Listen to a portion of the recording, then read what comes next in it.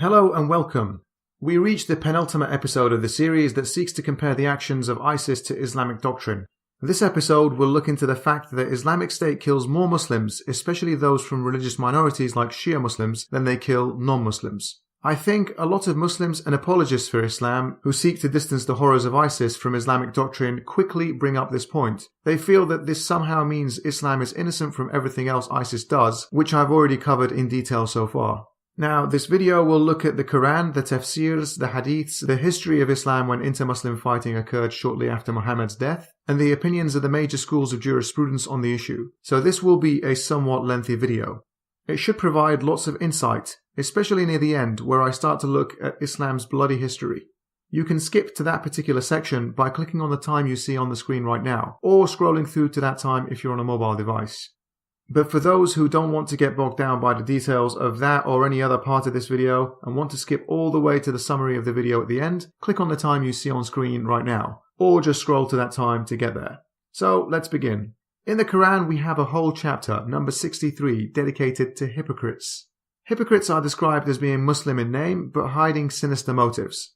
Chapter 63 verse number 1 reads, "When the hypocrites come to you, they say, 'We bear witness that you are most surely Allah's messenger, and Allah knows that you are most surely His messenger, and Allah bears witness that the hypocrites are surely liars.'" In another place, namely chapter 4 verse 145, the Quran says the hypocrites will receive the worst place in hellfire. "Surely the hypocrites are in the lowest stage of the fire, and you shall not find a helper for them." So with paranoid rhetoric like that in the Quran that states that there is an enemy lurking within, is it any wonder Muslims begin to look for those hypocrites? The common argument is that Muslims are banned from fighting each other, but the Quran speaks about how Muslims fighting should be dealt with in chapter 49 verse 9. "And if two parties of believers fall to fighting, then make peace between them.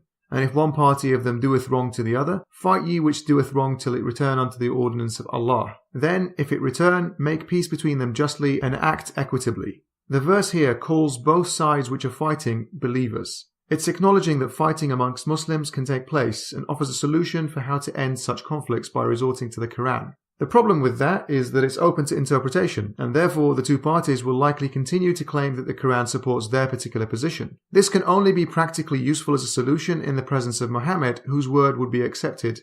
After Muhammad, as we shall see later in this video, all hell can break loose, and this verse becomes ineffective because there was no ultimate authority.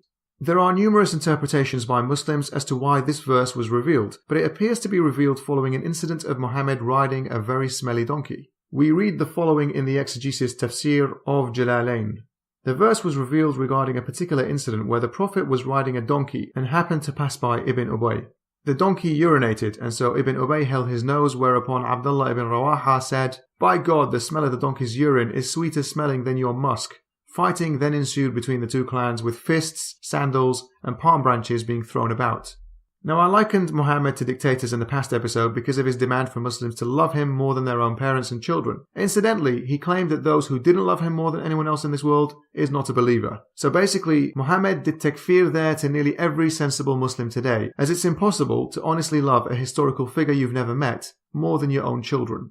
Anyway, this verse is just another example of this bizarre cult following. Even Muhammad's donkey appears to be immune from criticism. How dare that man say that the donkey's urine smelt bad?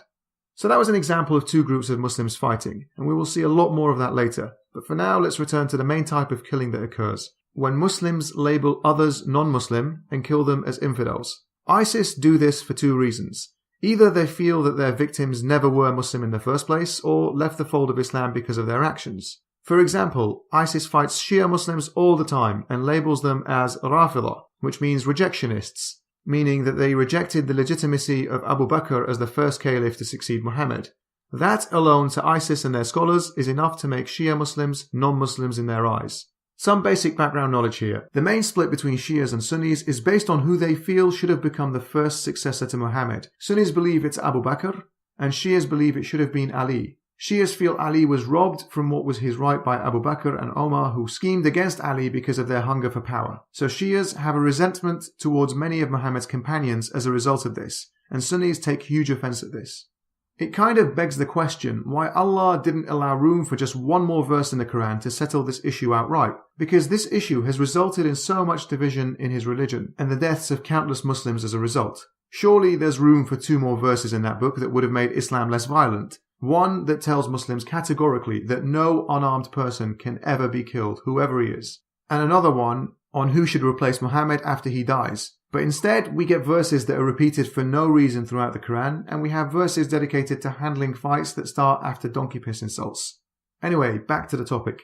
One of the biggest classical scholars for Sunni Islam is a very sectarian man called Ahmad ibn Abd al-Halim. He is commonly known today as Ibn Taymiyyah. But it's not just ISIS who respect his work and views. The majority of Sunni Muslims today respect him and label him as the Sheikh of Islam.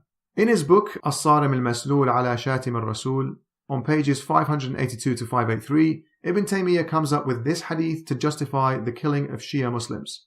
Ali said he heard the Messenger of Allah say, "Do you want me to show you a way on how you can be among the people of paradise? There will be a people who appear after us, nicknamed Rafidah. If you discover them, then kill them because they are polytheists." Now, as always with all my videos, everything I say in a video will be sourced back to Islamic websites, and you can find all the links in the description box below. Now, some Sunnis may try to deny Ibn Taymiyyah's stature in the Muslim world today, so let's look at another huge classical scholar of early Islam, Imam Malik ibn Anas, the founder of one of the 4 main schools of jurisprudence, the Maliki school of thought, which dominates North Africa. So what did Imam Malik say about Shia Muslims, which he also labeled as Rafidis, or Rawafid? Well, we can read about what he says in the exegesis of Ibn Kathir for the Quranic verse found in chapter 48 verse 29. Now the verse is on screen and you can pause it and read it if you wish, but it basically says Muhammad and his companions are severe against infidels, but kind to their own. It then uses an allegory to describe them in a positive light and says this is to enrage the infidels. So Ibn Kathir quotes Imam Malik as saying that he may enrage the disbelievers with them. Relying on this ayah, Imam Malik stated that the Rawafid, and by Rawafid here he means Shia Muslims, are disbelievers because they hate the companions, may Allah be pleased with them all. Malik said, "The companions enrage them, and according to this ayah, he who is enraged by the companions is a disbeliever." Several scholars agreed with Malik's opinion, may Allah be pleased with them. What we've seen Ibn Taymiyyah and Malik do here is called takfir, which basically means making someone a kafir, which is the Arabic word for infidel. It's basically a way for strict Muslims to try and excommunicate others who they don't see as being Muslim enough. This is something that is done more often than we think. For example, both mainstream Sunni and Shia Muslims often label the Ahmadiyya sect as infidels. Pakistan even requires all of its citizens to declare Ahmadiyyas as infidels in order to obtain a passport. Sunnis by and large also give the label of kafir to the Quran-only Muslims who reject the hadith. Saudi Arabia prevents both the Ahmadiyyas and Quran-only Muslims from performing the Hajj because they are deemed infidels. Many sects in Islam also view the Alawites as infidels, and Alawites are predominantly found in southern Turkey and western Syria. So if we go back to the Quran in chapter 5 verse 44, it rebukes the Jews and Christians for not following all the codes of punishment commanded within their scriptures. However, it eventually reads, "Therefore, fear not the people and fear me, and do not take a small price for my communications, and whoever did not judge by what Allah revealed, those are they that are the unbelievers." So if we look at this verse, it's telling believers to judge by what Allah has revealed, and those who don't are automatically infidels. This, on a literal reading, gives ISIS the green light to declare pretty much every Muslim today an infidel. Few Muslim countries in the world today abide strictly and fully with Sharia rulings like amputations, stonings, lashings, crucifixions, beheadings, etc. And very few of the Muslims living in those countries are fighting against those systems to make them Sharia-only states. Now, there is some dispute among Islamic scholars over whether that verse was aimed at Muslims or the Jews and the Christians. I won't go into all the detail on this verse, but I just wanted to mention it in passing to clarify it's not as clear-cut once we read the numerous commentaries. But back to ISIS. Someone may say that the majority of Muslims in Muslim countries don't follow Sharia laws closely, but what about those that do, like Saudi Arabia? Why does ISIS attack that government as well, even though they are practically in agreement on about 99.9% of theological issues, and they practically share the same doctrine? It's simply because the Saudis have non-Muslim political allies like the United States. ISIS reads chapter 5 verse 51, which says, "O you who believe, do not take the Jews and the Christians for friends, they are friends of each other, and whoever amongst you takes them for a friend, then surely he is one of them. Surely Allah does not guide the unjust people." The verse basically rebukes Muslims who befriend Jews and Christians. Let's read the commentary of Ibn Kathir, who explains this verse in a bit more detail. Allah forbids his believing servants from having Jews and Christians as friends because they are the enemies of Islam and its people. May Allah curse them. Allah then states that they are friends of each other, and he gives a warning threat to those who do this. He then tells us a brief story of how intolerant the second caliph of Islam, Omar, was to a Christian man who he was initially very impressed with, but drove him out of the city purely because he was a Christian. Omar ordered Abu Musa al-Ash'ari to send him on one sheet of balance the count of what he took in and what he spent. Abu Musa then had a Christian scribe and he was able to comply with Omar's demand. Omar liked what he saw and exclaimed, "This scribe is proficient. Would you read in the masjid a letter that came to us from Asham?" Abu Musa said, "He cannot." Omar said, "Is he not pure?" Abu Musa said, "No, but he is Christian." Abu Musa said, "So Omar admonished me and poked my thigh with his finger, saying, 'Drive him out.'" Omar is calling for a total and complete shutdown of Christians entering the Islamic State. Omar is calling for a total and complete shutdown of Christians entering the Islamic States. So we can understand why ISIS can find it easy to justify labeling other Muslims non-believers when they don't follow all the rules of Sharia or when they ally with non-Muslims. But we also find a hadith that tells us the matter of labeling others infidels is not to be done lightly, as it carries severe consequences for those who use it incorrectly. Allah's Messenger said, "If a man says to his brother, 'O kafir,' disbeliever, then surely one of them is such, i.e. a kafir." So it basically says when an accusation of disbelief is made by one Muslim to another, one of them at least is now an infidel. Either the accused was rightly called so, or the accuser becomes one because of his false accusation. Let's take a look at the positions of the Sunni schools of thought on takfir, when it's permissible to say a Muslim has left the faith. Remember, these four groups are Hanafi, Hanbali, Shafi'i and Maliki, and their rough geographic locations today are on the map you see. If we open up volume 13 of the Encyclopedia of Fiqh to page 229, we read, "For a person to be eligible to have become an infidel, they usually need to be pubescent and of a sane mind, but they differ on the details on how to deal with boys who have nearly reached puberty." The Hanafis and Hanbalis have said a boy who has yet to reach puberty can be declared an infidel and killed, as long as he is able to differentiate between women and their level of beauty. In Arabic, this term is called mumayyiz. The Hanbalis say the killing should be done after the child reaches puberty, and only if he doesn't repent by then. The Malikis say this boy must be a teen for this declaration to be valid and for the boy to be killed. But the Shafi'i school has an interesting position here. It's supposed to be the most lenient and open-minded of the bunch on this particular issue, but I'll read the quote for you to see how messed up all this is. The Shafi'i said a young boy who can distinguish the beauty of women should not be declared an infidel and killed. Instead, they agree that he is forced to remain a Muslim through beatings, threats, and imprisonment. Well, isn't that nice? That's the lenient position of what to do with a young boy who's been declared to have left Islam. So when exactly can a person be labelled an infidel according to the main schools of Sunni jurisprudence? Scholars are in agreement that whoever feels disbelief inside is not regarded and punished as an apostate until he declares his disbelief. Whoever intends to be a disbeliever in the future or was reluctant towards disbelief is regarded an infidel immediately because he voiced doubts over his possible intention to disbelieve. So a Muslim who just says that he might leave Islam is automatically considered an infidel. What else do we have? Scholars are in agreement that whoever says something blasphemous is an infidel, whether they say this to mock out of rebelliousness or through conviction. Because Allah said, "Was it at Allah and His communications and His messenger that you mocked? Do not make excuses. You have denied indeed after you have believed." So they go to quote chapter 9 verses 65 and 66 to show that mockery in Islam automatically drives a Muslim out of his religion. It goes on to give us another occasion when a Muslim is deemed an infidel, or if a Muslim rejects a ruling that is a fundamental part of the religion, like the obligatory nature of prayers or the prohibition of adultery. So in short, any Muslim who begins to pretend, for example, that Islam does not teach to chop off people's hands for theft, or lashing and stoning fornicators and adulterers to death, claiming fasting is not compulsory, claiming that hijabs are not compulsory, they're also declared infidels. Who else? People who swear at Allah are also deemed infidels and killed. 3 of the 4 schools of thought will allow them to repent and they will be spared, but the Hanbali school kills anyone who swore at God whether or not he repented afterwards. We also have the following.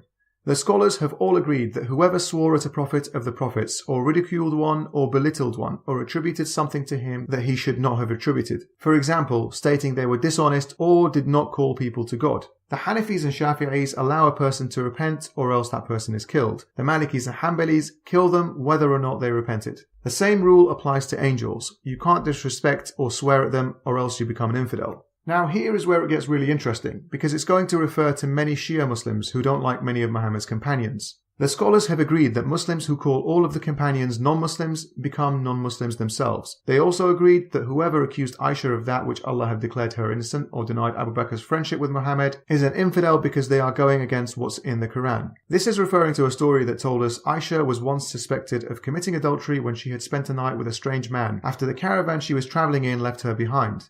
After Muhammad was pondering whether to punish her or not and she became the talk of the town, a verse was revealed to declare that she was innocent. It continues to tell us if a Muslim declared only some of the companions as non-Muslims but accepted others, the Malikis and Hanafis view them as remaining Muslims, while the Shafi'is and Hanbalis declare them infidels. The Hanbalis, by the way, probably make up the vast majority of ISIS fighters. It also tells us throwing a Quran in a dump makes you an infidel, with the Malikis and Shafi'is including hadith books in there too. We also read the Malikis consider those who wear the clothes of infidels of different colours than those of Muslims their belts or displaying a cross to be an infidel. They do specify that if it's done to mock infidels then it's forbidden, but not enough to push someone out of Islam. What else? The scholars agreed that anyone who allows magic is an infidel. They go into more detail with some saying that the magician has to have intentions of producing magic in order to be killed, but Malikis say any magician is killed. Okay, that was pretty lengthy. Now we'll be moving on to the final part of the video, which examines the early history of Muslims and whether or not Muslims ever fought each other. Things went downhill immediately after Muhammad died, as the Muslims disagreed on who should have been the first leader after Muhammad. Many people left Islam after Abu Bakr took over, but many others remained Muslim but refused to give their zakat money to the Islamic State. Abu Bakr fought them to get that money, and this authentic hadith explains this. When the Prophet died and Abu Bakr became his successor and some of the Arabs reverted to disbelief, Umar said, "O Abu Bakr, how can you fight these people? Although Allah's messenger said, I have been ordered to fight the people till they say none has the right to be worshipped but Allah. And whoever said none has the right to be worshipped but Allah, Allah will save his property and his life from me." It goes on to say, Abu Bakr said, "By Allah, I will fight whoever differentiates between prayers and zakat, as zakat is the right to be taken from property, according to Allah's orders. By Allah, if they refuse to pay me even a kid they used to pay Allah's messenger, I would fight with them for withholding it." Abu Bakr began his rule in the 11th year of the Islamic calendar. 24 years later, we find ourselves during the final days of Uthman, the third caliph. From here on in, I'll be looking at Islamic history by using several sources of Islam's history, written by scholars like At-Tabari, Ibn Kathir and Al-Dhahabi. Uthman had spent much of his reign sacking governors across the caliphate and replacing them with others, often from his own extended family, the Umayyads. Some senior Muslim figures like Amr ibn al-As and Ali, Muhammad's son-in-law and cousin, tried to advise Uthman to step down from his role. Eventually, some areas rebelled because of bad governance and wanted to overthrow Uthman as caliph. Around 1,000 people from Egypt, another 1,000 from Kufa in Iraq, and another 1,000 from Basra in Iraq all travelled towards Medina where Uthman was based. They were fed up with his rule and looking to topple him. As for the Egyptians, they yearned for Ali as caliph, while the Basrans declared Talha and the Kufans al-Zubair. They all set out simultaneously. They surrounded his home and besieged it for around a month. The Egyptians had found a letter by Uthman that had been sent on its way to the governor of Egypt, telling him to execute the rebels once they were home. They obviously didn't like what they found because Uthman had promised to address all their grievances. The Egyptians returned to Uthman after having departed from him, because a slave of his riding one of his camels overtook them carrying a letter to the governor of Egypt with orders to kill some of them and crucify others. When they came back to Uthman, they said, "This is your slave." He said, "My slave went without my knowledge." They said, "It is your camel." He responded, "He took it from the house without my orders." They said, "This is your seal." "It was forged," he said. Kinda sounds like Uthman was probably making up excuses on the spot after getting caught red-handed. He eventually even lost the support of the people in his own city, and everyone around him was getting fed up of him and his preferential treatment to close relatives. We then read on page 190 of Tabari, volume 15, that Abu Bakr's son Muhammad led the charge into Uthman's home to kill him. Muhammad bin Abi Bakr came with 13 men and went up to Uthman. He seized his beard and shook it until I heard his teeth chattering. Muhammad ibn Abi Bakr said, "Muawiyah was no help to you, nor was Ibn Amin, nor your letters." Uthman said, "Let go of my beard, son of my brother, let go of my beard." Then I saw Ibn Abi Bakr signaling with his eye to one of the rebels. He came over to him with a broad iron-headed arrow and stabbed him in the head with it. I, that is Ibn Awn, asked, "Then what happened?" Wathab replied, "They gathered round him and killed him." This is one account, and other accounts offer some variations to the killing, but it's crystal clear that he was killed at the hands of Muslims. The killing of Uthman created huge problems for his successor Ali. Ali, who relocated the Islamic State's capital from Medina in modern-day Saudi Arabia to the city of Kufa in Iraq, faced a rebellion by a number of prominent Muslim figures. Muawiyah, Uthman's relative, was the powerful governor of Damascus, and he refused to recognize Ali as caliph. Many others who began to oppose Ali felt he wasn't doing enough to find and punish Uthman's killers, which leads us onto the next internal Muslim fight, the Battle of the Camel. Aisha, Muhammad's child bride, who was an adult at this time, had an issue with Ali. This was likely caused by Ali's reluctance to accept her father, Abu Bakr, as the first caliph. She brought along two senior companions called Talha and Az-Zubair, and all three decided they wanted to avenge Uthman's death. So they took a force of an estimated 30,000 fighters from Medina to Basra. Ali, who was the new caliph, met them with a force of around 20,000 fighters. Many Sunni Muslims today try to deny that Aisha had the intention to fight Ali, and they claim that the whole battle was just one big misunderstanding, but the logic behind that proposition is fairly poor. Anyway, the incredible thing here is that Muhammad in an authentic hadith had named 10 people who were guaranteed heaven. These 10 included Ali, but it also included two of the leaders of the opposing side in this battle, Talha and Az-Zubair. The Messenger of Allah said, Abu Bakr is in paradise, Umar is in paradise, Uthman is in paradise, Ali is in paradise, Talha is in paradise, Az-Zubair is in paradise, and so on. So we have Muslims who are guaranteed heaven fighting another Muslim who is also guaranteed heaven. This makes it very difficult for the Muslims to claim that one group were not real Muslims. Then in another authentic hadith, Muhammad says, Allah's Messenger said, when two Muslims confront each other with their swords, both the slayer and the slain are doomed to hellfire. So which is it, Muhammad? Are these people going to heaven or hell? One narration mentions them as people of paradise by name, but then he also tells us that Muslims who fight each other are all going to hell. But these same people fought each other. Anyway, Ali's forces eventually won the battle, and he was pretty angry at Aisha, which is why Shia Muslims today hate her. On page 127 of volume 16 of Tabari's history, we read about Aisha's brother Muhammad, who was actually on Ali's side in the battle against his own sister. But seeing her as the battle drew down, he took her to a secure place. Muhammad bin Abi Bakr carried Aisha away and erected a large tent over her. Ali came and stood in front of her and said, You roused the people, and they became excited. You stirred up discord among them, such that some killed others. And he went on at length. Aisha replied, Ibn Abi Talib, you have gained your victory. Give me an honourable pardon. Now, if it was all a big misunderstanding, as many Sunnis claim, then why would there be a need for such a conversation between Ali and Aisha? Why would he accuse her of stirring up discord? Why would she even ask for a pardon? Now, what was the death toll here? Was it 5 or 6 people, as you would expect from a basic misunderstanding or a mix-up? No. The number of people killed in the Battle of Camel was between, wait for it, 10,000 and 15,000 Muslims who killed each other. Among the dead were Talha and Az-Zubair on Aisha's side, the two who had been promised paradise.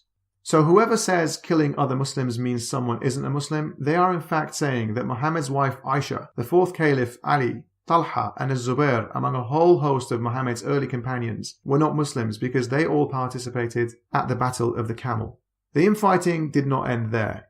Only a year later, Ali mobilizes forces against an openly rebellious governor in Damascus who continued to undermine and threaten him. Their forces meet at a place called Siffin, which is present-day Raqqa in Syria. Both sides had a force of around 100,000 fighters each. Fighting left around 70,000 Muslims dead, 45,000 from Muawiyah's side and 25,000 from Ali's side. The death toll for this is found in volume 3, page 545 of Imam Dhahabi's books on the history of Islam. After 70,000 dead, both camps believed there was a stalemate that needed to be resolved by arbitration. Ali and Muawiyah agreed to this and the fighting ended. But the drama doesn't end there, as a large part of Ali's forces, around 12,000, felt Ali was wrong in agreeing to what was a fragile ceasefire, and they rebelled. They split off from Ali's camp and called themselves Ash-Shurat. All their opponents called them Khawarij, or in English, Kharijites. The name their opponents gave them has stuck with them, given that very few of the Shurat are around today. They're generally confined to the country of Oman, under the Ibadi sect which was born out of this movement. Back when they rebelled against Ali, they felt they were the best Muslims, and condemned Ali for allowing people to solve the crisis between him and Muawiyah through arbitration, instead of going back to the Quran. Their main slogan was, "Governance is for Allah alone." Ali and his allies managed to persuade some of them to return to his side after negotiations, but most were adamant that Ali had left Islam through his actions and needed to be killed. Ali eventually gathered a large army of tens of thousands and attacked the most hardcore remnants who were completely massacred, leaving at least several hundred dead. The Khawarij did eventually get their revenge on Ali when they assassinated him using a poisoned sword, but one of the most famous internal battles in early Islamic history is that of Karbala. We already heard about the battle between Ali and Muawiyah where thousands upon thousands died. Well, Karbala pitted both their children against each other. Yazid, Muawiyah's son, sent an army as the caliph to fight Ali's son Hussein. That fight was very one-sided, and Yazid killed Hussein, who was also Muhammad's grandson, and much of his immediate family at this battle. So, in example after example after example, we see instances where Muslims fought each other time and time again. As we have seen, there is plenty of reason to see that fighting and killing other Muslims can be justified using Islam's sources and the concept of takfir, which is to label another Muslim an infidel. We have an entire chapter in the Quran that warns Muhammad and Muslims of hypocrites who lie within the community. Such rhetoric inevitably led to an atmosphere of deep suspicion among Muslims. The Quran provides a verse on how Muslim infighting should be dealt with, referring to both sides as believers. Some of the biggest scholars in Islam have specifically mentioned Shia Muslims as non-believers, with Ibn Taymiyyah coming up with a narration by Muhammad that allegedly foresees their appearance and tells other Muslims to kill them. The founder of the Maliki school of thought in Sunni Islam also claims Shias are infidels. The Malikis and the other three Sunni schools of thought use the concept of takfir to label Muslims who don't live up to their standards as infidels. These include people who voice doubts about Islam being the truth, saying anything regarded blasphemous, even if it's done as a joke, mocking any prophets, mocking the angels, rejecting things in Islam that have a consensus, like the fact that there are 5 daily prayers, fasting, the Hajj, wearing the hijab, eating halal, avoiding alcohol, are all obligatory. If someone claims any of them are not, they are an infidel.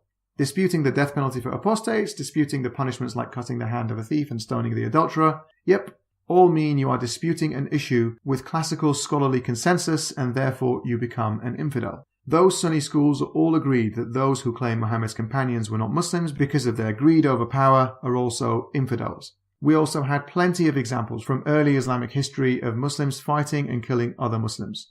The first caliph Abu Bakr found many Muslims unwilling to pay zakat to the Islamic State and he declared war on many Muslims as a result. Then we read that the third caliph of Uthman annoys Muslims by ruling with a degree of nepotism and bringing in his relatives to powerful positions and not doing much to fix the problems that were a result of bad governance. Eventually Muslims besiege his home for around a month and a group led by Abu Bakr's son Muhammad, at least according to some major sources, goes in and kills the caliph. This leaves his successor Ali facing a revolt because he was viewed as not doing much to try and find Uthman's killers and hold them to account. Muhammad's widowed wife Aisha leads an army into battle against Ali's forces in Basra.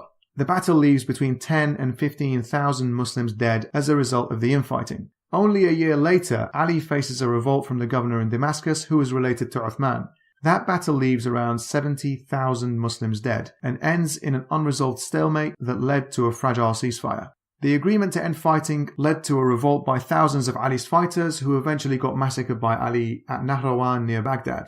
A few hundred to around 1,000 died in that battle. This group that was massacred at Nahrawan eventually managed to assassinate Ali in revenge. We also know of the infamous Battle of Karbala, where Ali's son and his relatives were killed by the Muslim army as he claimed the right to lead the caliphate. This battle is what Shias today remember every year in Ashura, when they beat themselves and cut themselves. All this evidence simply leaves no room whatsoever for the claim that ISIS killing Muslims cancels out the fact that they abide by Islamic laws and take lessons from Islam's early history. So we finally reached the end of this mammoth episode. Next time I'll be concluding this series that compares Islamic State's actions to Islamic sources, when I'll take a look at their practice of destroying artifacts and shrines. Until then, ma'as salama.